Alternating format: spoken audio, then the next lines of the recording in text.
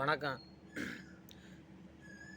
இப்போ எந்த சமூக ஊடகத்தில் நம்ம உள்ளே போனோம்னாலும், காளியம்மா நாம் தமிழரை விட்டு போயிட்டாங்க, காளியம்மா நாம் தமிழரை விட்டு போயிட்டாங்க.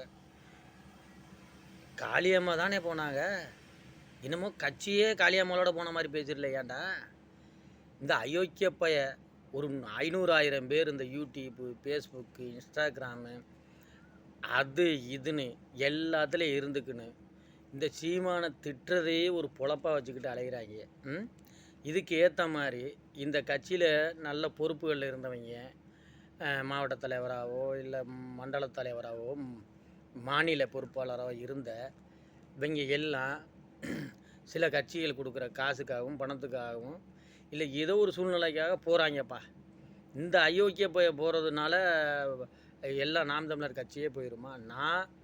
நாம் தமிழர் கட்சியில் ஒரு அடிப்படை உறுப்பினர் கூட கிடையாது. நாங்கள் ஏதோ பொழப்புக்காக ஊராக வெளிநாடாக திடுறோம். வெளிநாடுகளில் போய் வாழ்கிறவனுக்கு தான் தெரியும் அந்த ஆள் பேசுகிற அரசியல்.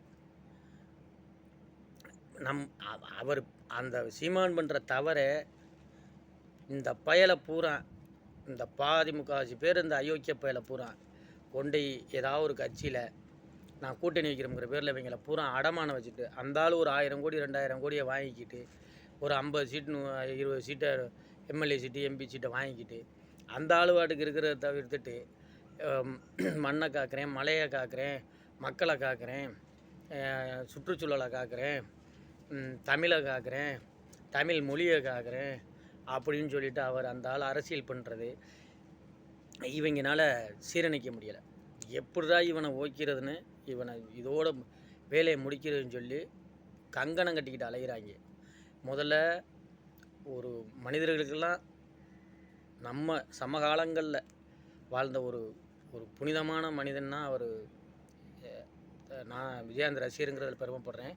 விஜயகாந்த் அவரை குடிகாரன் அவருக்கு இயற்கையாகவே ஒரு நோய் வந்து அதனால அவருடைய பேச்சுகள்லாம் கொஞ்சம் முன்ன பின்ன வந்ததுனால அவரை குடிகாரன்னு சொல்லி அவரை திருப்பி போட்டு அவரை குடியாரன்னு பட்டம் கட்டினாங்க.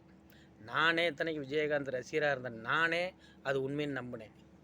அந்த அளவுக்கு இந்த அயோக்கிய பயலுக இந்த டிவி சேனல்களை வச்சுக்கிட்டு ஒருத்தனை ஒரே நாளில் பிரபலப்படுத்துகிறாங்க, ஒருத்தனை ஒரே நாளில் இல்லாமல் படுத்திடுறாங்க சில ஊடகங்கள். அப்படி இருக்கையில் இந்த காளியம்மா போயிட்டாங்க, ரைட்டு போயிட்டாங்க, அதுக்கு என்ன? அவங்க தானே போனாங்க. அவங்க இருந்தாங்க, நல்லா பேசினாங்க, தன்னைத்தானே வளர்த்துக்கிட்டாங்க, உலகம் அறிஞ்ச ஒரு பெண்ணானாங்க, இப்போ போயிட்டாங்க, அவ்வளோதானையா.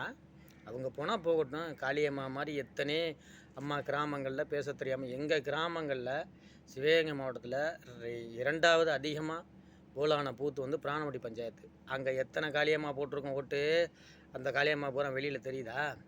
அப்படி இருக்கும்போது இந்த ஒத்த காளியம்மா போச்சுனோன்னா உதறிலடா, அதோட கட்சி முடிஞ்சிச்சு, அது முடிஞ்சிச்சு, இது முடிஞ்சிச்சுன்னு. இவர் தயவு செய்து இந்த மாதிரி அயோக்கிய பயிலில் யாருன்னு கண்டறிஞ்சு அவன் போகிறதுக்கு முன்னாடியே எல்லா பயிலையும் கட்சியை விட்டு ஓடுங்கன்னு விரட்டி விட்டாதான் கட்சி சரியாக இருக்கும். நான் என்னுடைய தரப்பில் இதை பெருசாக்குறது சரியா இல்லை.